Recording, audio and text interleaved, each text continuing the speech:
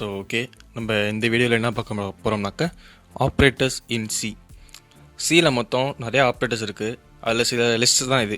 Arithmetic operators, assignment operators, relation operators, logical operator, இரணி operator, bitwise operator, இந்த மாதிரி நிறைய ஆப்ரேட்டர் இருக்குது. இதுக்கு நம்ம எக்ஸாம்பிளும் பார்ப்போம், ப்ரோக்ராமும் பார்ப்போம். ஃபஸ்ட்டு நம்ம அரித்மெட்டிக் ஆப்ரேட்டர் பார்ப்போம். அரித்மெட்டிக் ஆப்ரேட்டர் இதோட சிம்பிள் ப்ளஸ் வந்து அடிஷனுக்கு, நெகட்டிவ் மைனஸ் வந்து சப்ராக்ஷனுக்கு, இந்த ஸ்டார் சிம்பிள் வந்து மல்டிப்ளிகேஷனுக்கு, இந்த ஸ்லாஷ் சிம்பிள் வந்து டிவிஷனுக்கு, மாடுலஸ் வந்து இந்த பெர்சன்டேஜ் சிம்பிள் வந்து மாடுலஸ்க்கு.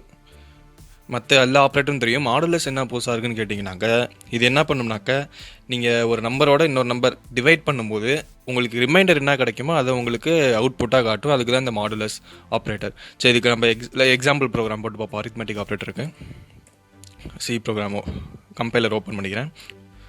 Header files hash include stdio.h main function,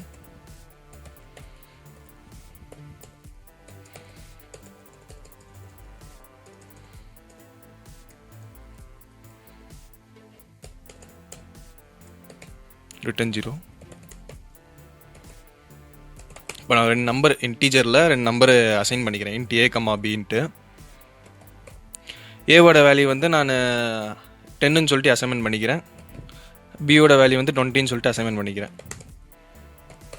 இப்போ இந்த ரெண்டையும் அடிஷன், மல்டிப்ளிகேஷன், சப்ராக்ஷன் சொல்லிட்டு எல்லாமே பண்ண போகிறோம். இப்போ பிரிண்ட் ஆஃப் ஃபஸ்ட்டு ஆட் பண்ணி பிரிண்ட் பண்ணி காட்டுறோம். பர்சன்டேஜ் டி நம்மளுக்கு வந்து ஆட் பண்ணும்போது பர்சன்டேஜ் டி, அதாவது இன்டீஜராக தான் நம்ம ஆட் பண்ணி பிரிண்ட் பண்ண போகிறோம். அதனால் பர்சன்டேஜ் டி. இப்போ ஏ ப்ளஸ் பி.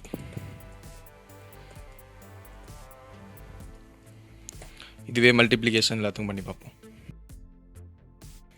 இது என்னது? சப்ராக்ஷன் மைனஸ் சிம்பிள், மல்டிப்ளிகேஷனுக்கு ஸ்டார் சிம்பிள், டிவிஷனுக்கு ஸ்லாஷ் சிம்பிள், மாடுலஸ்க்கு பர்சன்டேஜ் சிம்பிள். இப்போ அதை பில்ட் அண்ட் ரன் கொடுப்போம்.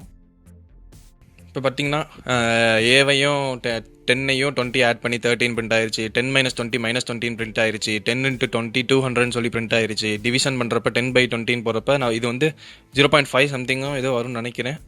அது ஃப்ளோட்டில் நம்ம போடாதனால 10 வந்துருச்சு. மாடுலஸ் ஆஃப், அதாவது 10ஐயும் 20 டிவைட் பண்ணுறப்ப ரிமைண்டர் 10 கிடைக்கும். ஸோ ஓகே, நம்ம அடுத்து என்ன பார்க்க போகிறோம்னாக்க அசைன்மெண்ட் ஆப்ரேட்டர்.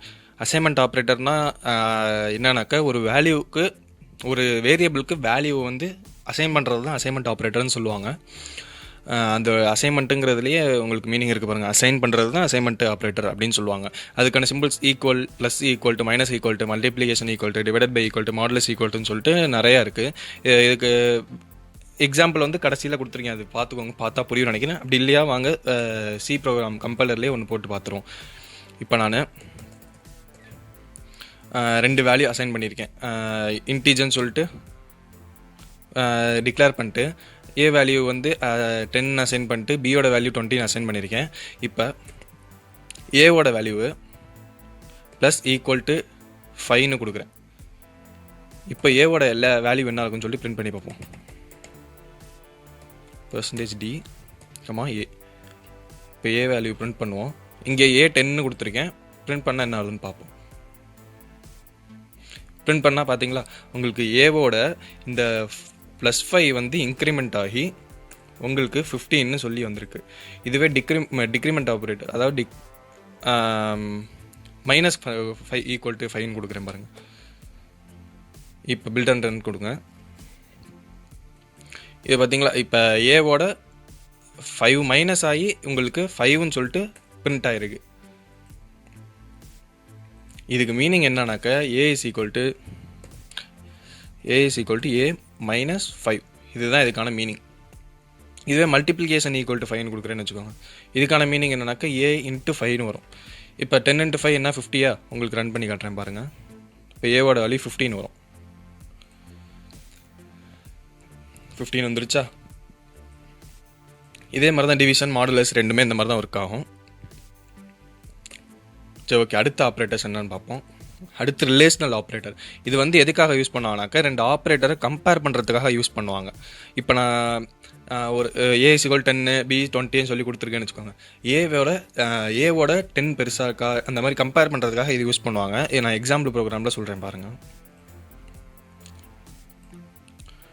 இப்போ நான் இங்கே வந்து A is equal to 10, B equal to 20 அதே எடுத்துக்கிறேன்னு வச்சுக்கோங்க, கொடுத்துட்டேன். இப்போ நம்ம வந்து ரெண்டையும் கம்பேர் பண்ணி பார்ப்போம். printf %d, A greater than B check பண்ணுவோம். A greater than B.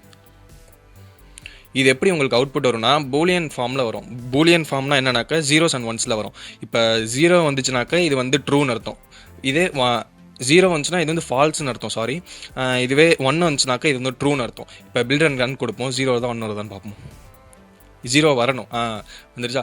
ஏன்னா A வந்து B-ஐ விட பெருசு இல்லை, அதாவது 10 வந்து 20-ஐ விட பெருசு இல்லை, அதனால் உங்களுக்கு 0ன்னு சொல்லிட்டு அவுட்புட் வந்துருச்சு.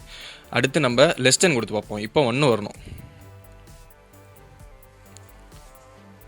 1 வந்துருச்சு பார்த்தீங்களா?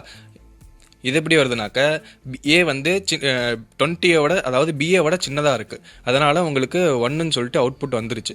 இப்போ அடுத்து நம்ம என்ன பார்க்க போகிறோம்னாக்க வேறு என்ன ஆப்ரேட்டர்ஸ் இருக்குது? greater than equal to equal check பண்ணுவோம். இப்போ A வந்து ஈக்குவல் டு செக் பண்ணுவோம். இதுக்கு என்ன மீனிங்னாக்கா ஏவும் பியும் ஈக்குவலா அப்படின்னு சொல்லிட்டு கேட்குற மாதிரி அர்த்தம். ரன் கொடுக்குறோம், 0 வரும். ஏன்னாக்கா ஏவும் பியும் ஈக்குவல் இல்லை. இப்போ நான் பியோட வேல்யூ 10 கொடுக்குறேன்னு வச்சுக்கோங்களேன். இப்போ பில்ட் அண்ட் ரன் கொடுக்குறேன். A ஈக்குவல் டு பியான்னு செக் பண்ணுறதுக்காக பில்ட் அண்ட் ரன் கொடுக்குறேன். இப்போ 1 வரும். 1 வந்துருச்சா? ஏன்னாக்கா ஏவும் பியும் ஈக்குவல் டு 10, அதனால் ரெண்டுமே ஈக்குவல் டு, அதனால் 1ன்னு சொல்லிட்டு அவுட்புட் வந்துருச்சு. அடுத்து என்னது? Not equal to. இப்போ ஏவும் ஈக்குவல் டு 10, பியும் ஈக்குவல் டு 10. இப்போ ரெண்டுமே ஏவும் பியும் நாட் ஈக்குவல் டு 10. ஏ வந்து நாட் ஈக்குவல் டு பியான்னு செக் பண்ண போகிறோம். பில்ட் ரன் கொடுப்போம், 0 வரும். ஏன்னாக்க நாட் ஈக்குவல் டு பின்னு செக் பண்ணுறோம். ஏன்னா இங்கே ஈக்குவலாக இருக்குது, அதனால் இது 0ன்னு சொல்லிட்டு அவுட்புட் வந்துருச்சு. இது நம்ம ஈக்குவலாக இருந்தால் 1ன்னு சொல்லிட்டு வரும். சாரி, ஈக்குவலாக இருந்தால் 0ன்னு சொல்லிட்டு வரும். இப்போ நான் வந்து இதோட வேல்யூ மாற்றுறேன்னு வச்சுக்கோங்களேன், 20ன்னு மாற்றுறேன்னு வச்சுக்கோங்க. இப்போ பில்ட் அண்ட் ரன் கொடுப்போம். நாட் ஈக்குவல் டு 20 அப்படின்னு கேட்குறோம். அது வந்து ட்ரூன்னு சொல்லிட்டு பிரிண்ட் பண்ணும். ட்ரூனா என்ன அர்த்தம்? 1 பிரிண்ட் பண்ணும். இப்போ பிரிண்ட் பண்ணியிருக்கு பார்த்தீங்களா? இந்த மாதிரி தான் கம்பேரிசன் ஆப்ரேட்டர் யூஸ் ஆகும். இப்போ அடுத்து நம்ம என்ன பார்க்க போகிறோம்? ரிலேஷனல் ஆப்ரேட்டர் முடிச்சாச்சு. அடுத்து லாஜிக்கல் ஆப்ரேட்டர். லாஜிக்கல் ஆப்ரேட்டர்னா என்னன்னாக்க ஒரு இதை ஒரு 2 ஆப்ரேட்டரை கம்பேர் பண்ணுறீங்க.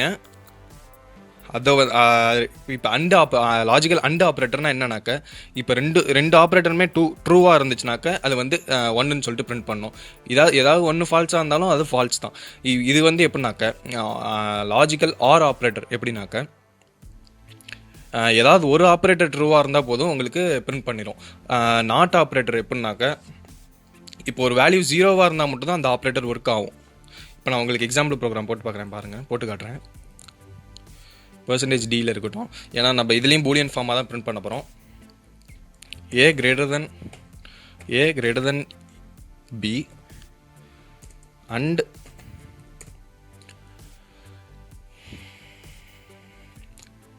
A less than B. இது வந்து ஃபால்ஸ்னு வரும், 0 வரணும். அப்போனா 0 வந்துருச்சா?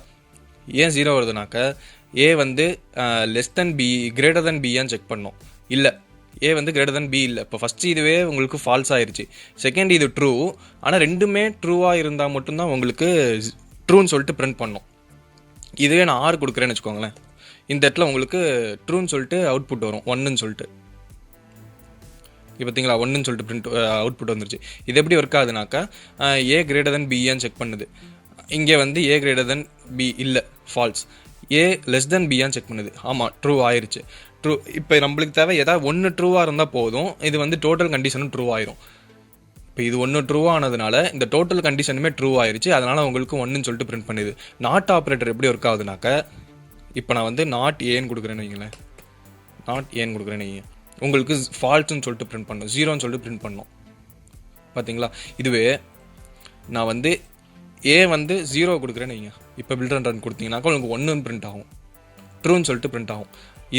இது என்ன மீனிங்னாக்க ஒரு வேல்யூ எப்போலாம் 0வாக இருக்கோ அப்போலாம் வந்து இது ஒர்க் ஆகும், மற்ற ட்ரூவாக இருக்கும். மற்றபடி ஏதாவது வேல்யூ கண்டெயின் பண்ணிச்சுன்னா அப்போ தான் ஃபால்ஸ்.